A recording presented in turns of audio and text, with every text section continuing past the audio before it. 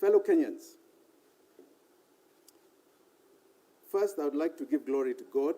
It has been quite a challenging season since the year began, but we have remained silent, resilient, and even though we have lost loved ones, struggled through hard times, among other challenges. Today, I want to address challenges we have created and continue to create, situations the government has put us in by continuously ignoring rulings from our courts and failing to deliver on its own promises, failing to provide adequate security, and subjecting us to extreme high costs of living. The list goes on and on. As you know, one of my pet subjects is public debt.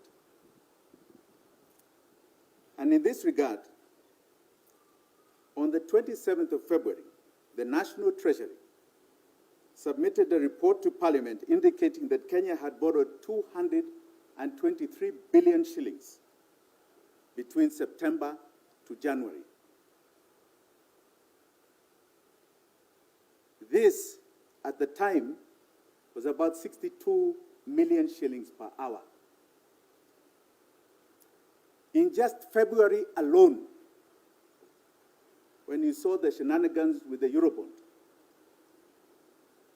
the government added another 545 billion shillings to our debt, borrowing in a total of 6 months, 768 billion shillings, which is more than the previous regime of Uhuru Kenyatta did in 1 year. Uhuru's highest borrowing was 800 billion in the year 2022-2023, ever in his 10-year period. But in 6 months, this government has already reached that target. That translates to a very frightening figure of 177 billion shillings an hour.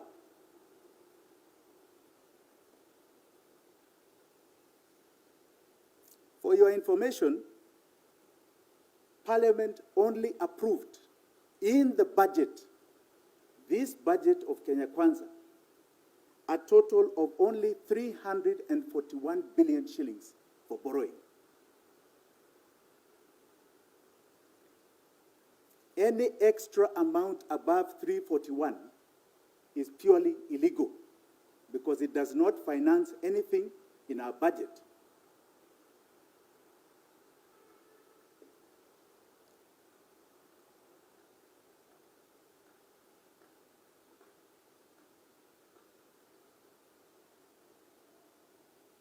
Where it is allowed to borrow more in order to pay back an existing loan.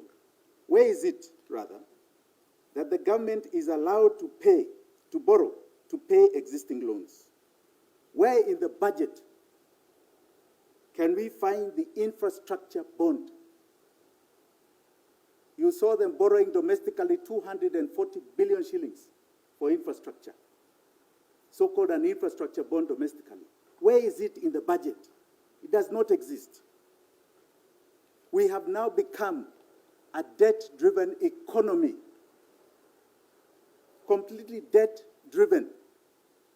We are becoming more and more slaves to debt. And before all of you start feeling there is so much confidence in the shilling, we have the figures as of February 29th, end of last month, where usable foreign exchange plunged by 259 million shillings, which left us with only 3.7 months worth of import cover.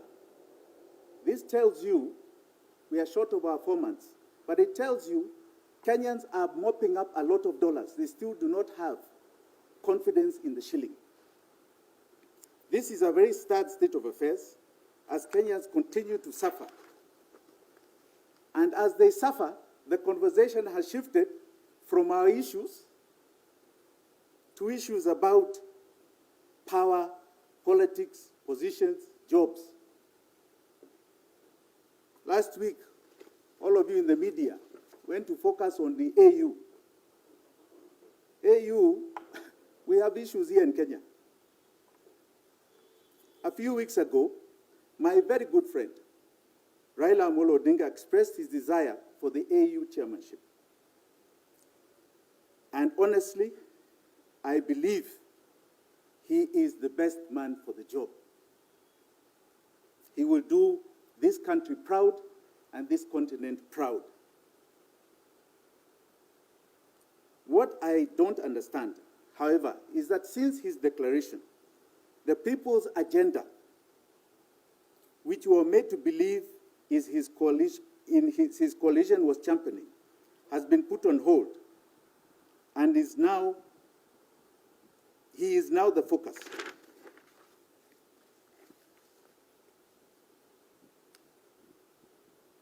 The Azimio coalition is dredging the political landscape and pulling out people who are part of Kenya's problems and presenting them as solutions. As the ruling Kenya Kwanza coalition is busy scheming on how to take credit for Mr. Odinga's candidacy. My friend Kalonzo Musyoka has hit the road positioning himself to take over leadership. And it is my view, and I don't think I'm alone, that Kalonzo Musyoka is best following the path of Raila Amolo Odinga. He has been in elected politics for 40 years. He's part of the old order. He's got no change agenda. He should really be retiring and looking for different leadership in his Wiper party to come up to the national stage. It's a time to hand over to new people, fresh people, younger people.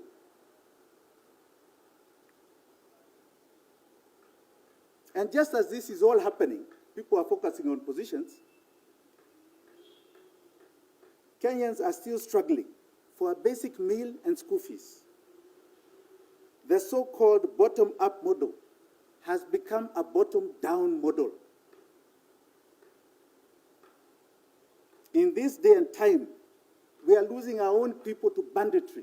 53 lives just the other day. I've seen in Kisii today, more skirmishes.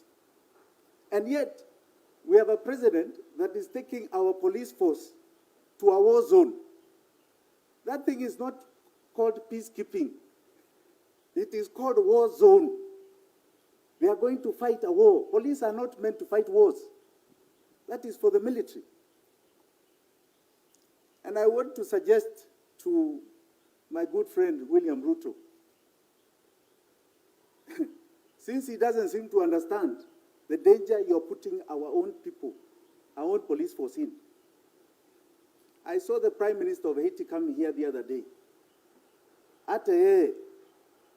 In reciprocation, he should go and visit Haiti to go and see where he's taking our police officers and come and tell us the state of affairs in that country before he sends our people there. Leadership is the backbone of any institution. In Kenya, cunning leadership is our biggest problem, led by the president himself. He has been using all his cunning talents to dress up the crooked policies that have failed our country. Don't forget that he is the author of the same horrible policies of the past regime. He continually breaks law, as was evident with the unconstitutional housing levy. We have one problem in Kenya. We don't have three. One. And that is William Samoei Ruto.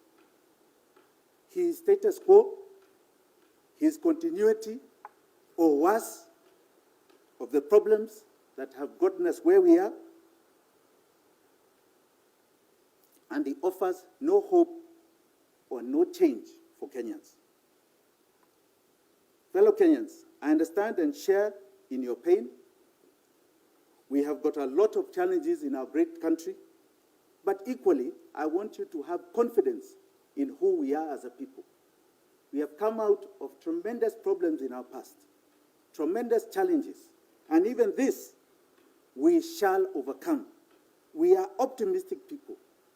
We beam daily of hope. We are known for fighting and relentless challenges, and we are known to be great together. We are going to win this economic battle. We are going to win this financial insecurity. We are going to cut off the chains of debt, the chains of our slavery, and have no doubt that Kenya is going to go much, much further. We are going through a transition. This is a transitional period in our country, and a new era is about to dawn on us that will take us beyond your imagination. Asanteni sana.